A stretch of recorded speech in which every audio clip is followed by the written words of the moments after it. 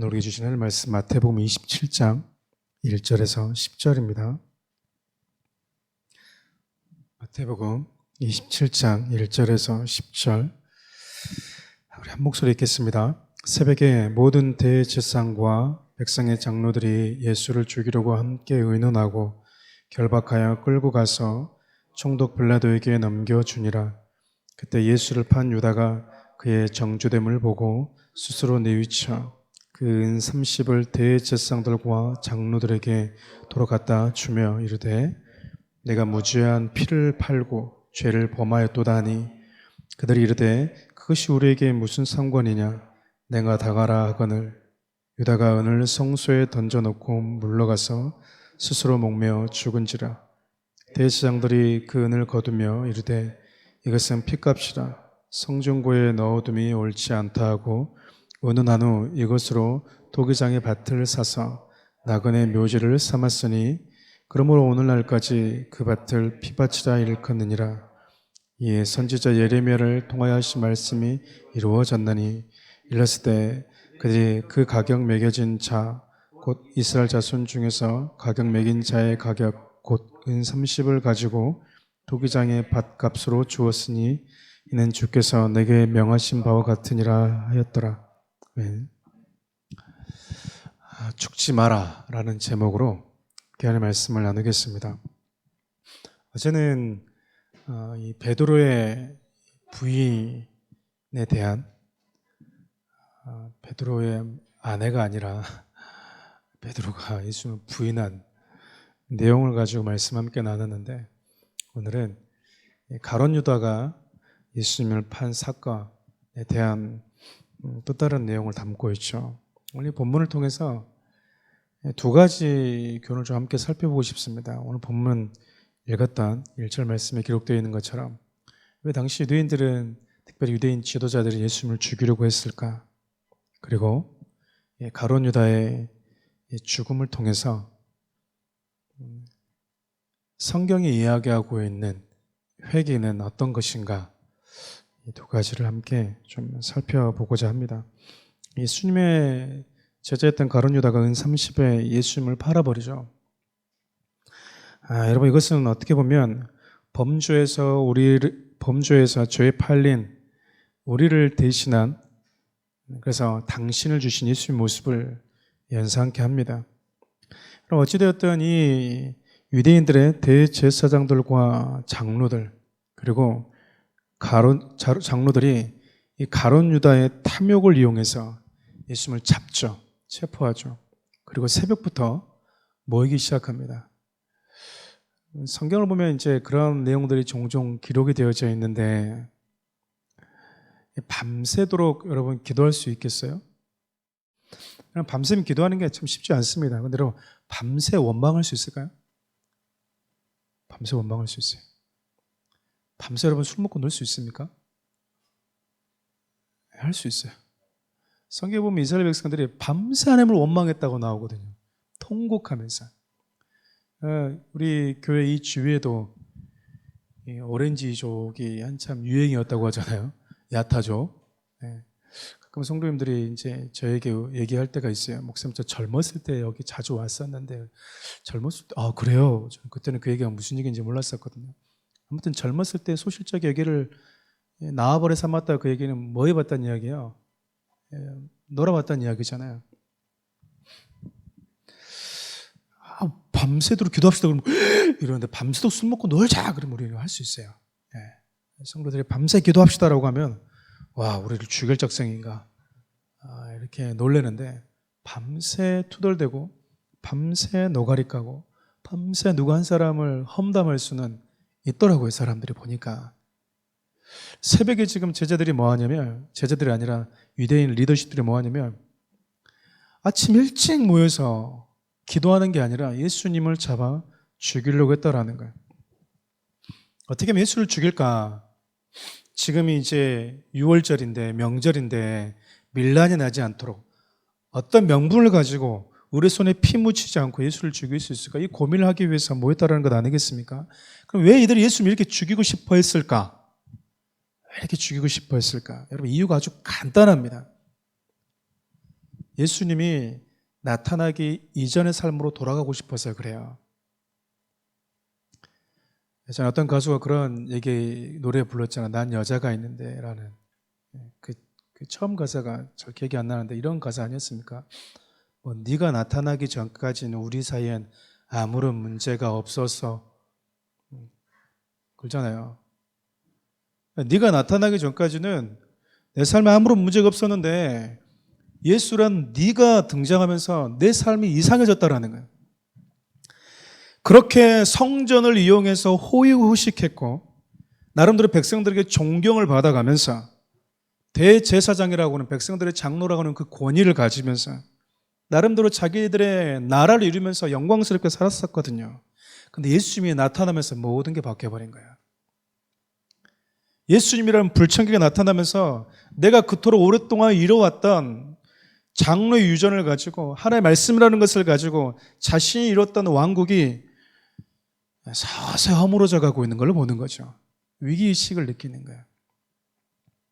누가 감히 바리새인과 서기관들을 책망할 수 있고 대제사장을 책망할 수 있었겠습니까? 그런데 예수란 사람이 나타나서 거침없이 책망하고 화가 있다라고 얘기하고 있거든요.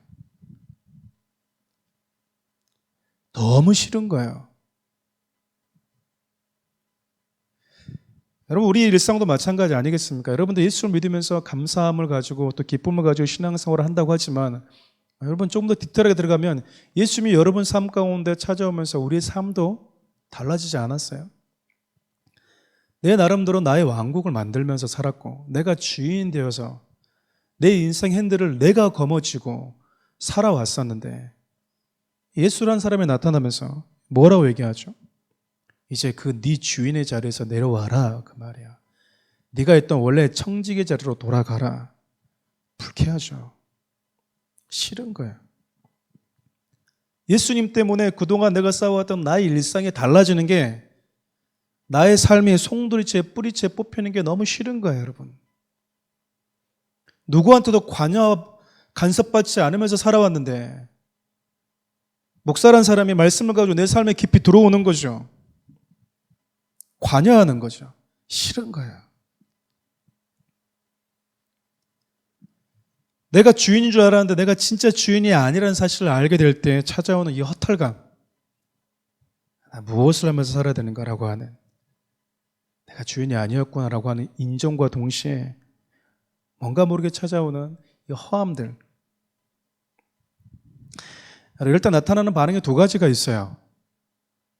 첫째는 방금처럼 오늘 본문에 기록되어 있는 것처럼 유대인의 리더십들처럼 예수님이 찾아오니까 내 삶이 너무 달라져. 내 일상에 깨졌어. 내 일상의 삶의 밸런스가 완전히 무너졌어. 이게 싫어서 예수를 내 삶에서 지워버리는 사람들이 있어요. 눈을 감아버리는 거죠. 여러분, 예수를 믿으면서 우리 그럴 수 있어요. 지금 장로들과 대제사장이 모여서 예수님을 내 삶에서 지금 지워버리고 싶은 거거든요. 없애버리고 싶은 거야. 그분의 흔적들을. 또 하나의 반응은 뭐냐면 세례 요한처럼 그는 흥해야 되겠고 나는 망해야 됩니다라고 고백하면서 내 삶을 철저히 내가 쌓아왔던 이 거품과 같은 나의 왕국을 과감하게 허물어버린 사람이 있다라는 거예요. 여러분 어떤 모습으로 살아오고 계십니까? 우리 예수님이 내 일상을 찾아오셨을 때 여러분들은 대제사장과 백성의 장로들처럼 내 삶의 주님의 흔적을 지워버리고 주님이 좀 여기에서는 좀 개입되지 않았으면 좋겠고 이 삶의 영역에서는 간섭하지 않았으면 좋겠다라고 주님의 내 삶의 지배권을 내 스스로가 제한하며 살아가고 있는지, 아니면 세례요한처럼 그렇게 당신 혹시 그리스도입니까? 라고 그렇게 어떻게 보면 주가가 한참 상승하고 있을 때 아니, 나는 사라져야 돼. 나는 망해야 돼. 쇠해야 돼. 오직 이분만 흥해야 되라고 말하는 그런 삶을 살고 있는지 우리 스스로에게 질문을 던져볼 필요가 있어요. 두 번째로 살펴보고 싶은 게 가룟 유다의 죽음을 통해서 진짜 성경이 이야기하는 회개가 무엇인가라는 겁니다. 어제 우리가 살펴보았듯이 베드로는 예수님을 3번 부인했죠. 가룟 유다는 자신의 탐욕 때문에 예수님을 팔아버렸습니다. 예루살렘에 올라가면 이제 우리가 기대했던 그 나라가 이루어지겠지라는 이 기대감을 가지고, 그래서 그 자리에 나름대로 한 자리씩 차지하겠지라는 생각을 가지고 자신들만의 신세계의 이 꿈을 가지고 예수님을 따라왔던 제자들도 예수님을 홀로 버려두고 다 떠났어요. 베드로나 가룟 유다나 다른 제자들 모두 예수님 앞에 실망스러운 행동을 한 건 다 마찬가지입니다. 근데 문제는요, 부활한 이후에 자신을 찾아온 예수님 앞에 제자들은 다시 돌이키죠. 그리고 사명을 다시 받아요. 베드로 역시 비록 3번 주를 부인했지만 말씀이 생각나서 다시 통곡하고 돌이키며 회개합니다. 근데 가룟 유다는 스스로 목숨을 끊어버려요. 예수님을 부인했을 때 베드로가 뭘 했는지, 그리고 특별히 예수님을 버리고 떠났던 제자들은 뭐 했는지, 얼마나 슬퍼했는지, 얼마나 괴로워했는지 성경이 기록하고 있지 않아요. 그런데 얼핏 보면 가룟 유다가 가장 괴로워한 것처럼 보여요. 가장 후회한 것처럼 보이잖아요. 가장 고민한 흔적이 있잖아요.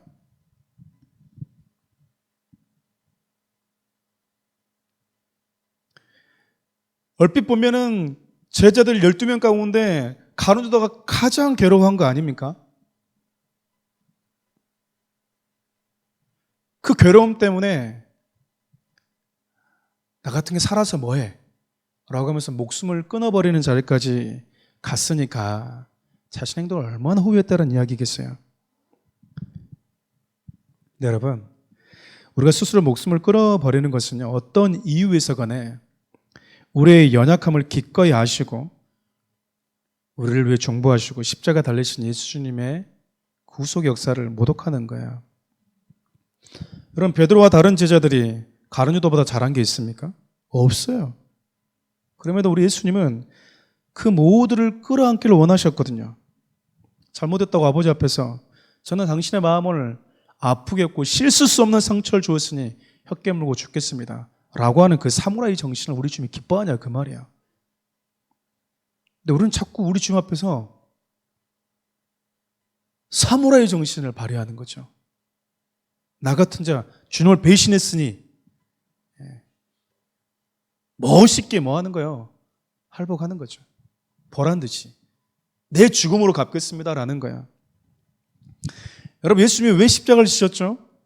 죽음이 두려워서 베드로와 같이 자신을 부인할 자들을 위해서, 자신이 기대했던 꿈이 산산조각 나자 예수님의 곁에 있어야 될 필요를 못 느꼈던 제자들을 위해서, 나아가서 나에게 유익이 된다고 판단되면 얼마든지 그분을 팔아서라도 나의 이익을 도모할 수 있는 자들, 여러분, 그들을 위해서 예수님이 죽은 거 아닙니까? 예수님이 이런 모든 자들을 위해서 죽었다고요. 제자들이 떠났던 제자들의 모습, 자신의 유익을 위해서, 두려움 때문에 자신이 기대했던, 예수를 믿으니까 자신이 기대했던 게 아닌 거예요. 믿어봐야 별 유익 없네 라고 생각하는 그 수많은 자들 위해서 우리 주님이 그들의 죄를 감당한 거 아닙니까? 사도행전 2장을 보면 베드로 설교가 나오고요, 사도행전 7장을 보면 스데반의 설교가 등장합니다. 이 둘이 하나같이 말씀을 듣고 있는 자들에게 선언한 게 있었어요. 그게 뭐냐면 예수님을 죽인 자들이 바로 너희들이다. 너희들이 예수를 십자가에 매달아 죽였다. 이 말은요, 예수님이 너희들의 죄 때문에 죽었다, 너희를 구원하기 위해 죽으셨다라는 의미도 있지만 너희들이 가진 수많은 죄들을 예수님이 친히 짊어지셨다라는 의미거든요. 예수님이 감당을 못할 죄가 있습니까? 예수님이 두려워서 떤 자들의 죄는 용서할 수 있고 매몰차게 자기를 등지고 떠난 자들의 죄는 용서할 수 있는데 자기를 판 자들의 죄는 용서할 수 없습니까? 자기를 죽인 자들도 우리 주님이 용서하시는데, 그러나 사단은 우리에게 다가와서 늘 어떻게 우리를 유혹하냐면 선한 자아라는, 육신의 선한 자아라는 참 이 분별하기 힘든, 어떻게 보면 얼핏 보면 그것에 근거해서 방금 말씀드렸던 사무라이 정신, 그 매력에 푹 빠지게 만들어요. 선한 자아를 가지고 있는 사람들은 상당히 있어 보여요. 그리고 상당히 자신의 삶에 대해서 괴로워하는 것처럼 보입니다. 그리고 자신이 하나님 앞에 잘못하면 스스로를 탓하기도 합니다. 근데 여러분, 회개처럼 보이지만 회개를 위장한 거짓된 생명 없는 행동에 불과해요. 사단은 결국 이처럼 멋있어 보이는 죽음을 택하게 만드는 거죠. 옆에서 보면 정말 사색하는 것 같고, 정말 고민하는 것 같고, 정말 착한 것 같고, 정말 의로운 것 같아요. 때론 자신이 하나님 앞에 범죄한 것 가지고 고통스러워하기도 합니다. 여러분, 결과는 사망이라고요. 결과가 죽음으로 나를 데려간다? 이거는 100% 마귀 역사죠. 가룟 유다가 뭐 했어요? 스스로 괴롭고 스스로 잘못했다는 걸 깨달았다고요. 성례의 역사와 사단의 역사가 바로 이렇게 다른 겁니다. 성례의 역사는 어떻게 우리에게 다가올까요? 우리의 선한 자아를 자극하지 않아요. 말씀을 기억나게 합니다. 예수 그리스도의 복음을 기억나게 해요. 그분이 왜 오셨는가? 예수님의 십자가의 죽음을 헛되이 하고 그 죽음 앞에 원수된 자로 여러분 나타나지 않으려면요, 넘어진 자리에서 자신의 선한 자아를 붙드는 게 아니라 베드로처럼 말씀을 붙들고 일어나야 돼요. 그것이 회개예요. 면목이 없는 자들 찾아오신 예수님의 그 부르심에 뻔뻔함으로 응하는 거라니까 여러분. 뻔뻔해야 돼요. 우리 주님은 우리의 연약함을 알고 계세요. 이때 우리가 가져야 될 게 자녀라고 하는 뻔뻔함이라고요. 그분 앞에서 어른스러운 척, 성숙한 척, 나 같은 놈은 살아서 뭐합니까? 라고 하는, 주님을 부인했으니 저는 살아있을 이유가 없습니다 라고 하는 그런 행동은 우리의 그 연약함을 감당하기 위해서 오신 주님 앞에서 우리가 해야 될 행동이 아니라는 거예요. 말씀을 정리할까요? 사랑하는 우리 성도 여러분, 예수님 우리의 모든 연약함을 감당하신 분입니다. 그 어떤 죄악된 모습, 다시 말하면 지워버리고 싶은 과거의 모습과 그것뿐만 아니라 잘 바뀌어지지 않은 지금의 나의 모습, 얼마든지 그리고 여전히 넘어질 가능성이 있는 그 가능성을 안고 살아가는 그 죄인된 나, 그런 우리를 다 끌어안기 위해서 우리 주님이 오셨다고요. 우리의 죄를 위해서 오셨는데, 내 죄를 감당하기 위해서 오셨는데 그 죄를 기꺼이 내가 감당하겠다고요? 죽음으로? 그 어떤 것으로? 그것은 여러분 우리 주님의 죽음을 헛되게 하는 것이죠. 자살에 대해서 천국 가냐 안 가냐, 여러분 이건 이슈가 아니고 논쟁거리가 아닌 거예요. 그것은 우리가 우리의 죄를 감당하기 위해서 오신 주님 앞에 내가 내 죽음으로 사죄하겠습니다라고 하는 것은 회개가 아니에요. 우리 주님은 과거에 연약해서 넘어졌던 것, 지금 내가 아무리 몸부림치지만 잘 바뀌어지지 않는 나의 모습,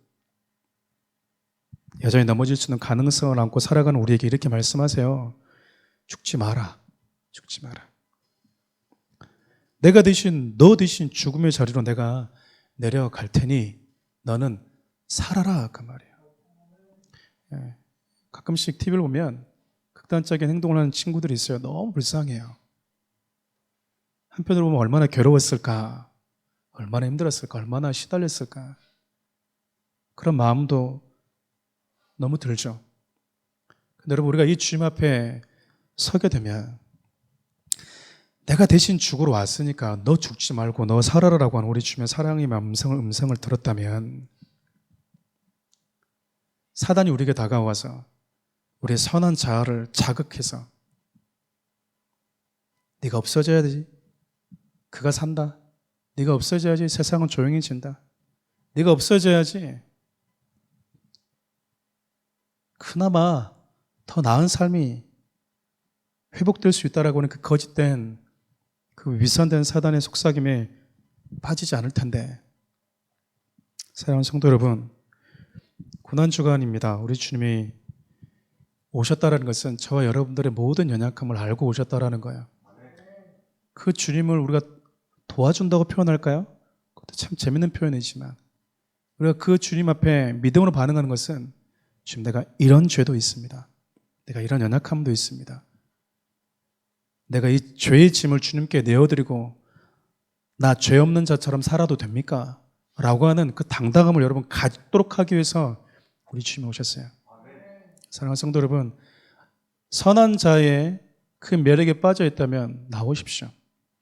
그리고 혹 내가 내 삶에 있어서 나의 그 어떤 후회로 나의 모습을, 나의 죄악된 모습을 감당하고자 한다면 그 자리에서 여러분 내려오십시오.